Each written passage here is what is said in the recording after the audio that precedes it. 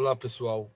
Estamos hoje numa aula interessante sobre a outorga da Torá, Matan Torá, preparação para a festa de Shavuot. A aula de hoje será uma descrição viva da outorga da Torá e também, será que a Torá é livre-arbítrio ou ditadura? Então vamos lá.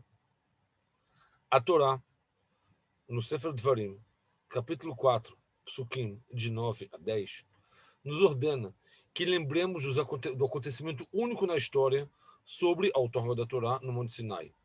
Apenas guarde você e salve muito sua alma, para que não esqueças o visto por seus olhos, que não saiam do seu coração todos os dias de sua vida. E repasse essa mensagem para seus filhos, seus netos, que ficaram diante de Deus no Monte Horeb, quando Deus me disse: junte o povo para mim, para que eu lhes diga minhas palavras, para que tenham temor de mim em todos os dias que vivem na terra e que ensinem a seus filhos. Vamos escrever então o que aconteceu durante os dias da outorga da Torá no Monte Sinai.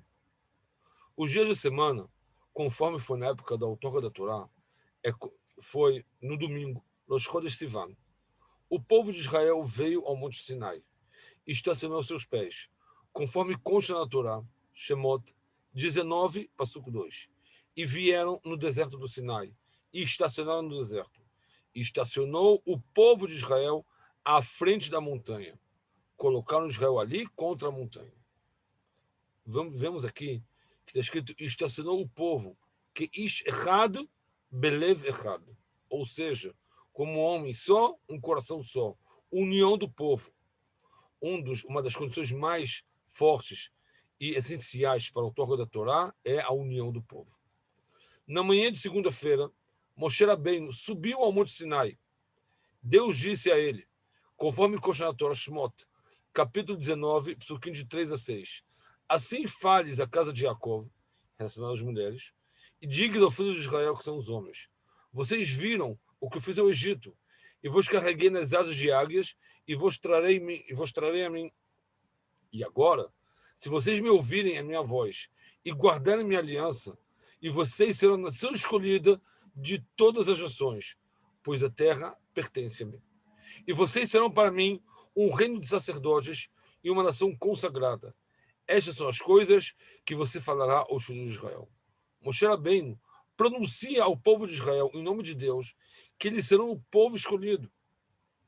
Essa é a primeira preparação para que sejam propícios ao outorga da Torá.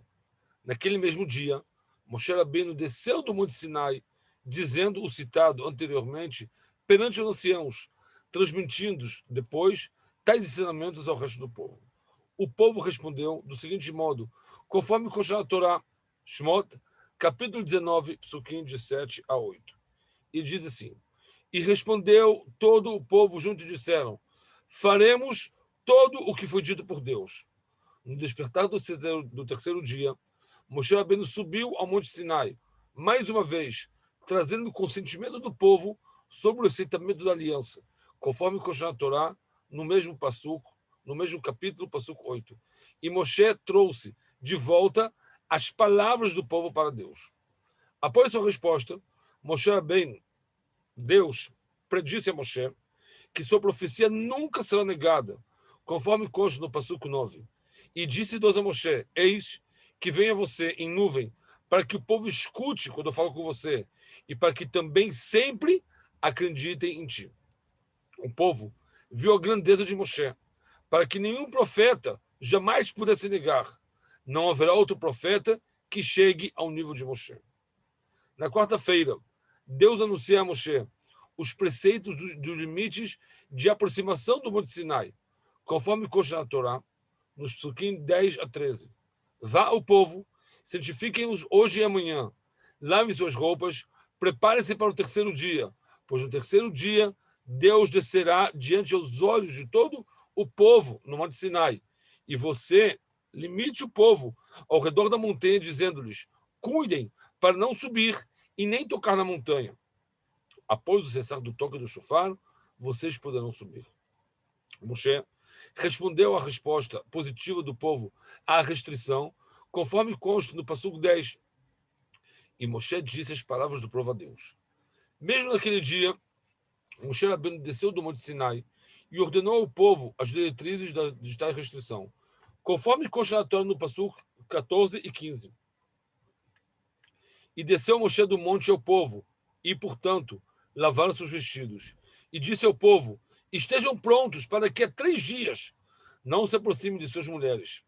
Naquele dia, foi dito ao povo de Israel os 7 mandamentos ordenados aos filhos de Noar. Shabat. Fora isso também, Shabat, respeitar o pai e a mãe, vaca vermelha e leis que foram dados no local chamado Mará. Na manhã do 5º dia, Moshe desceu, construiu o altar, enviou os primogênitos para que façam o sacrifício de Olá e sacrifício de Shlamim. Metade do sangue do sacrifício de Olá e do sacrifício de Shlamim é jogado no altar, enquanto a outra metade é dada em 2 bacias, para que seja espirrado sobre o povo. Consta na Torá, Shmot, capítulo 24, Psukim 4 a 9. E dispersou a Moshe pela manhã e construiu um altar abaixo da montanha e 12 tumbas, 12 pedras, para as 12 tribos de Israel. E enviou os jovens do Bnei Israel, que fizeram diversos sacrifícios a Deus. Ele, Moshe, pegou o livro da aliança e leu aos ouvidos do povo. E disseram: tudo o que Deus disse, faremos e ouviremos. Moshe tomou o sangue e jogou sobre o povo, dizendo: aqui está o sangue da aliança de Deus. Quando o povo disse faremos, isso refere ao que foi lido a eles por Moshe. E o faremos e ouviremos significa o consentimento em aceitar a aliança em todos os seus aspectos, mesmo que ainda não escutaram. Na sexta-feira, dia 6 do mês de Sivan, a Torá teve que ser dada. Era o 3º dia da restrição, que começou na quarta-feira. No entanto, um dia Moshe Rabbeinu acrescentou de sua mente. Foi dito a Moshe: e consagrem-se hoje e amanhã. E como a ordem da restrição foi dada no meio do 4º dia e a noite já havia passado, Moshe exigiu que fosse quinta e sexta, que são 2 dias inteiros, junto com suas noites, e assim a outorga da Torá foi adiada para o dia 7 de Sivan, no Shabat. Deus concordou com Moshe, fato que é revelado quando a presença divina desceu ao Monte Sinai somente no Shabat. Durante todo o dia, o povo de Israel estava apreensivo, esperando o grande e único acontecimento da história, a outorga da Torá. No Shabat, na manhã do dia 7 de Sivan, 2448, após o povo de Israel, após a construção do mundo, o povo de Israel foi despertado à voz dos anjos louvando a Deus. Um shofar muito poderoso anunciou que a glória de Deus estava chegando. O som do shofar ficava mais forte o tempo todo. Naquele momento, o Monte Sinai se desconectou da terra e parou sobre o povo como uma bacia virada ao contrário, como se tivesse sendo dito o seguinte: caso vocês recebam a Torá, é bom, pois se não, etc. Após aceitarem a aliança, o Monte Sinai se transformou como se fosse uma roupa, cabana de casamento. O povo de Israel ficou temeroso, com medo e com suor. A montanha ficou ansiosa e chocada, que até tentou subir a Deus, ardendo fogo até o coração dos céus. Escuridão, nuvens de sublina e fumaça, como se fosse a fumaça de uma fornalha. Haviam 7 divisórias de fogo. O povo de Israel vê isso e não tem medo. Deus inclinou todos os céus e todas as camadas superiores até que cheguem sobre o Monte Sinai e o trono da honra desceu sobre eles. Junto com tudo isso, desceram dos céus 600 mil anjos, quantidade paralela ao povo de Israel, e mais centenas de dezenas de milhares de anjos organizados em bandeiras. A terra tremeu, os montes fizeram um ruído enorme, as grandes montanhas se transformaram em planície, as árvores se curvaram, os falecidos das profundezas ressuscitaram. Deus agitou o mundo sobre seus habitantes, até que todas as nações ficaram assustadas, temendo que Deus estivesse trazendo um novo dilúvio ao mundo. Deus abriu 7 camadas celestiais diante do povo de Israel, e assim Como as 7 camadas dos céus foram abertas ao povo, assim também em relação às 7 camadas da terra. Com isso, vemos explicitamente que Deus é o único que domina os céus e a terra. Conforme consta na Torá em Devarim, capítulo 4, versículo 38. Você nos mostrou para que saibamos que Deus é o Deus, não havendo outro exceto ele. Todo o povo de Israel foi consagrado, purificado, curado de todas as doenças. Não haviam surdos, mudos, mancos, até estiveram livres do domínio das nações e do anjo da morte. O mundo inteiro estava em silêncio. Nenhuma das criaturas soou seu chiado natural.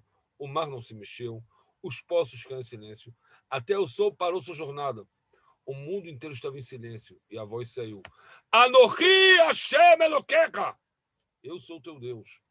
Os 10 mandamentos foram ditos de uma vez só. Porém, o povo de Israel entendeu os 2 primeiros mandamentos e a alma saiu. A Torá pediu misericórdia deles e Deus o ressuscitou do mesmo modo que ressuscitará os mortos no futuro vindouro.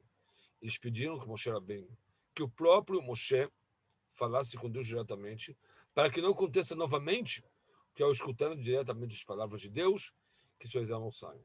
Moshe Rabbeinu, por sua extrema virtude de humildade, não quis falar ao invés de que Deus falasse. Nesse momento, Deus enviou o anjo Michael e o anjo Gabriel, que seguraram as mãos de Moshe, fazendo uma trilha para Moshe, dentro de 3 camadas de nuvens. E daquele lugar, Moshe transmitiu o resto dos 10 mandamentos.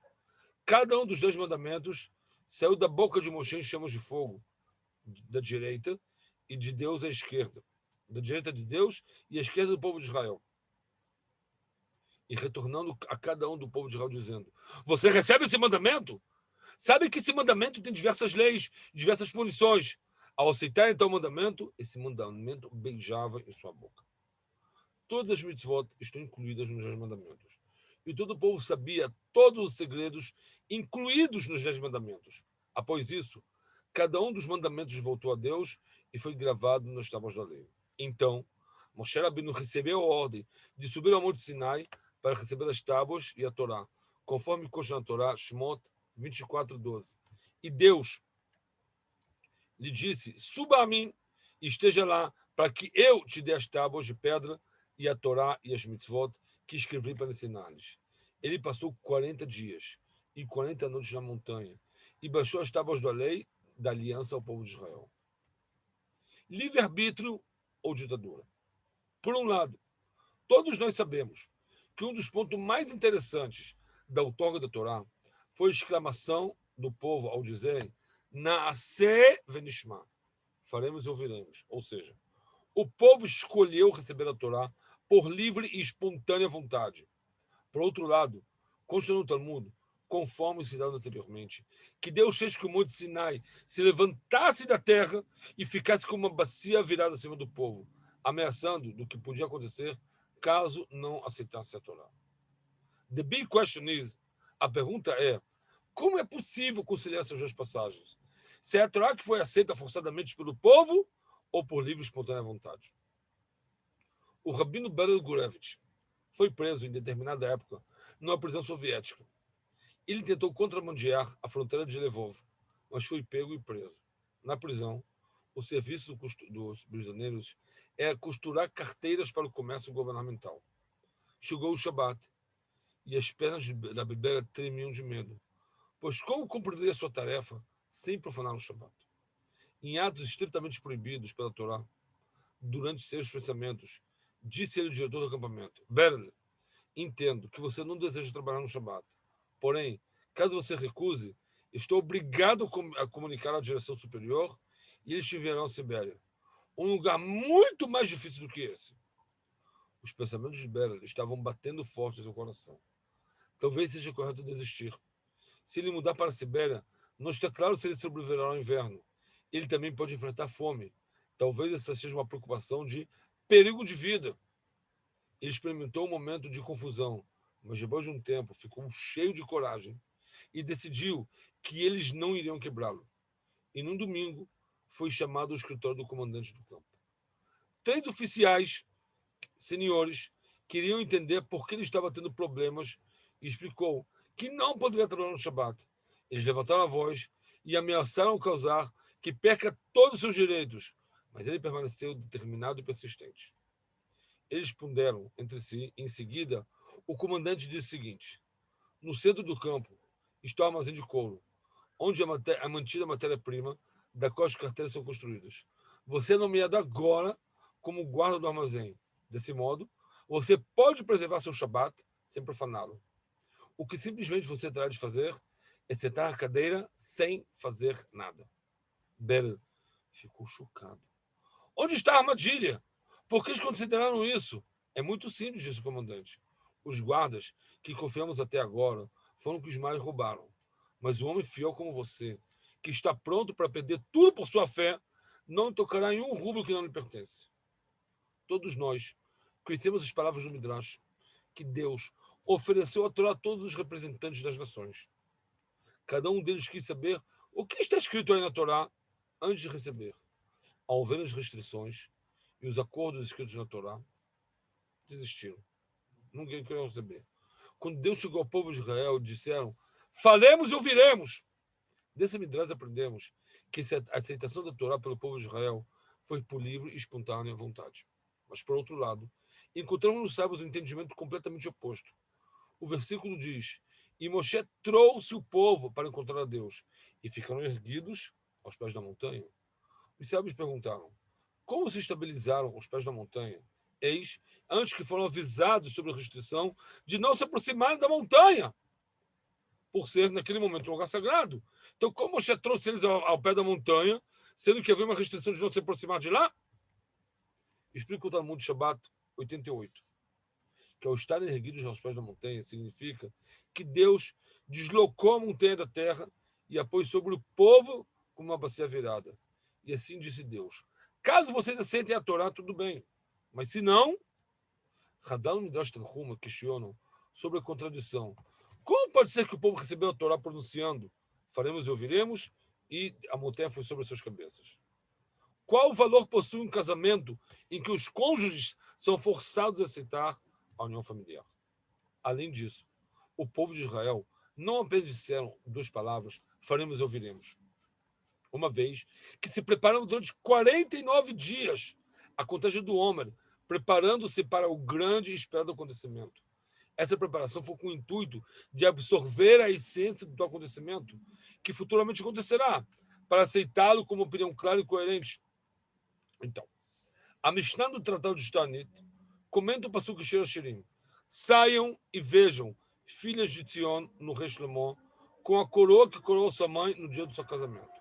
Diz a Mishnah que o dia do casamento se relaciona à outorga da Torá, ou seja, a outorga da Torá é como se fosse o casamento entre Deus e o povo de Israel. Desse modo, como pode ser um casamento forçado e ameaçado? Consta nos livros de pensamento de Hassidismo, um elemento-chave na compreensão da missão de um Yehudi no mundo. São necessários dois tipos de asas: amor e temor. E simplesmente amor e compromisso. E na linguagem falada, vontade e disciplina. A vontade é um fator importantésimo, mas não pode avançar sem disciplina, sem obediência às leis. A vida consiste em tantos desafios que o desejo não pode ser suficiente por si só. A vida tem seus altos e baixos. Nem sempre é um desejo de ser bom. Afinal, o poder do Yetzer Hará é produzir os desejos do mal. Então, como o Yehudi vai lidar contra o Yetzer ao estar no momento de ataque de maus desejos? A única maneira de preservar a todo custo é adicionar um ramo de compromisso que não deixa outra opção a não ser continuar. Porque a fundação é: não queremos apenas ser Yehudim, mas devemos ser Yehudim. E assim Deus acrescentou uma camada de imperativo para a entrega da Torá, para os dias e momentos que a vontade acabou. Portanto, a necessidade não substitui a livre escolha, mas sim a suporta. A aceitação é a prática da vontade interior. É o certificado de seguro que os bons planos não permanecerão no papel. Esse é um ponto que precisa ser aproximado hoje em dia. O mundo materialista ao nosso redor está pintado. A vida é liberadamente, onde tudo é democrático. As crianças podem decidir por si mesmas o que fazer e o que não fazer. Escolas democráticas estão surgindo em todos os cantos e meninos estão decidindo o que querem aprender e quem serão os professores. E aqui é importante frisar que não somente isso é contrário à educação judaica, mas contradiz o senso comum. A vida não é um plano conforme o seu pedido.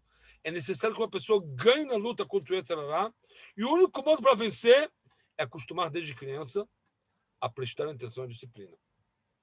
A criança deve ouvir de vez em quando as palavras: assim disse seu pai ou sua mãe, ou você deve fazer mesmo sua vontade.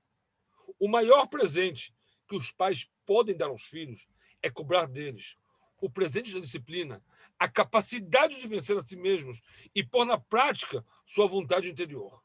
A questão é conhecida. Se Deus ordenou a Adam Rishon que não coma da árvore da sabedoria, por que essa árvore então foi imposta no Gan Eden? Será que não seria melhor não criá-la? O Midrash responde que uma frase que é objetivo de tudo para todos os fins. Quando Deus criou o mundo, desejou ter uma moradia no mundo inferior, do mesmo modo que tem no mundo superior. Portanto, ordenou a Adam Rishon, coma de todas as árvores, exceto da árvore da sabedoria. E nesse ponto, Adão não dominou seus desejos. Então, após a transgressão, Deus lhe disse: então eu gostei de ir a um apartamento no mundo inferior, como eu tenho na parte superior. Eu pedi uma coisa para você, e você não preservou?